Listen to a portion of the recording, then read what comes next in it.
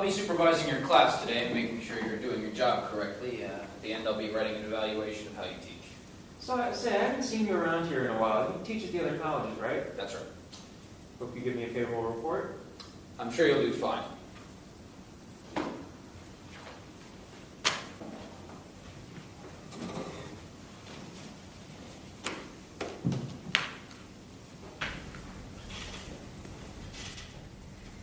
It was bubbling so much more than I was expecting it to, But I mean, as soon as it went under, it sank like a rock.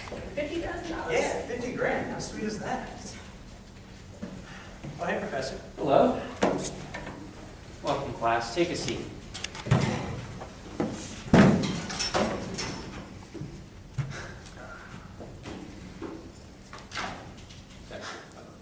Welcome, class. Welcome to the Delano Institute for Socialist Studies.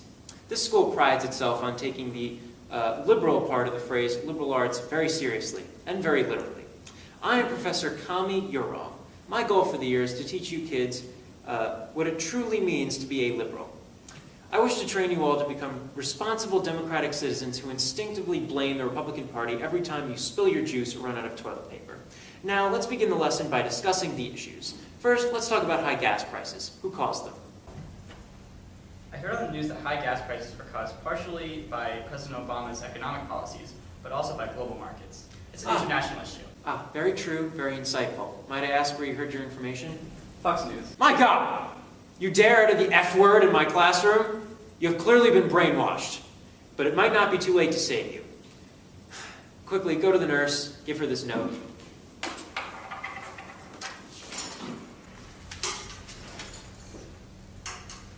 It says to tie me to a chair, prop my eyes open, and watch 200 hours of MSNBC. Have fun!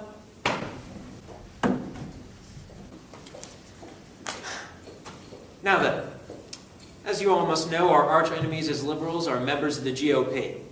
Do any of you know what it stands for? I know. It's the Grand Old Party, right?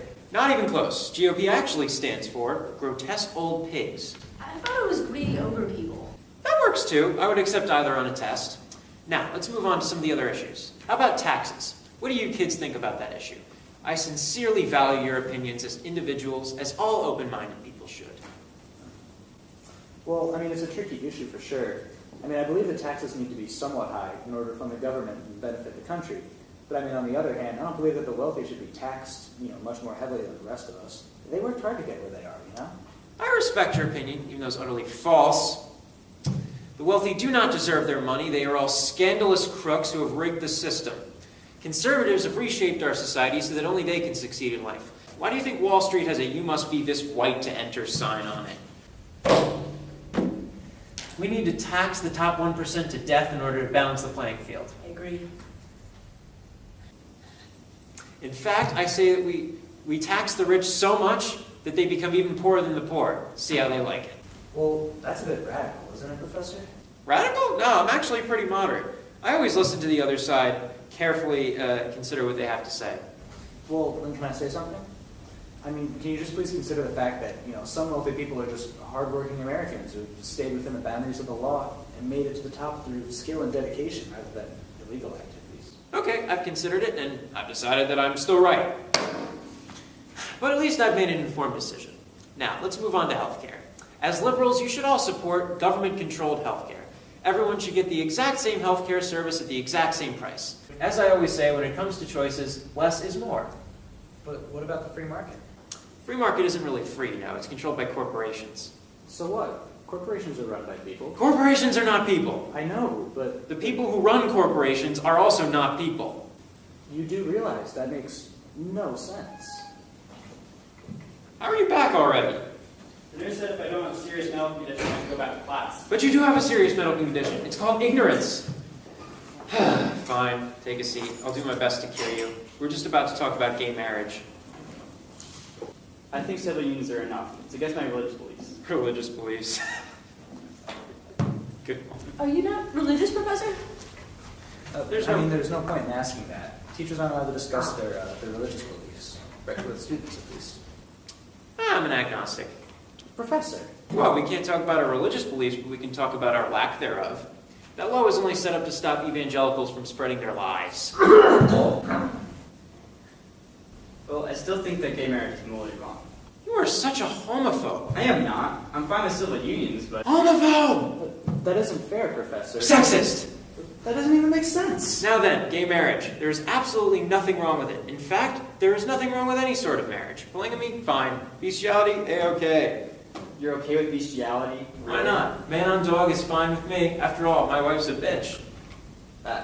People should be able to marry whoever they want, or whatever they want. So, if I wanted to marry my blender, Perfectly fine. You should be open-minded. Future liberals of America, you need to be so open-minded that your brains fall out. Speaking of which, it's about time we get to our final topic, the death penalty. What do you guys think?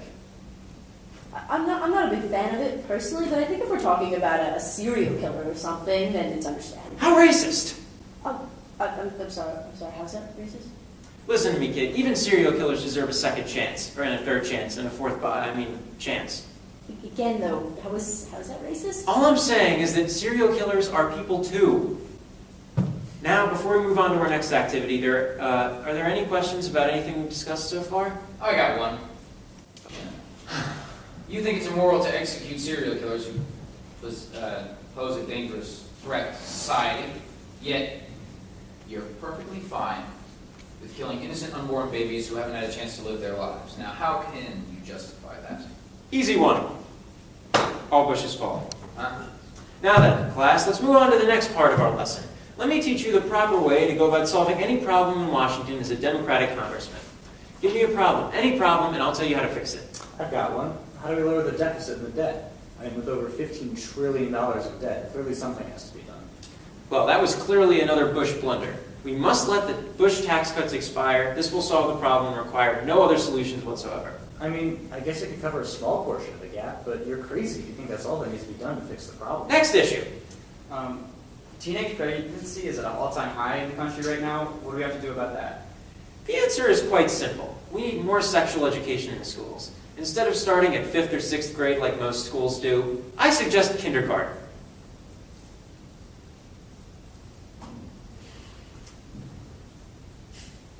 Well, that does it for today. Please read the Communist Manifesto in your Essential Works of Marxism book by tomorrow so we can discuss the pros and pros of a communist system of government. Bell's going to ring in just a minute. Just forgot. I have to go plug in my car. See ya.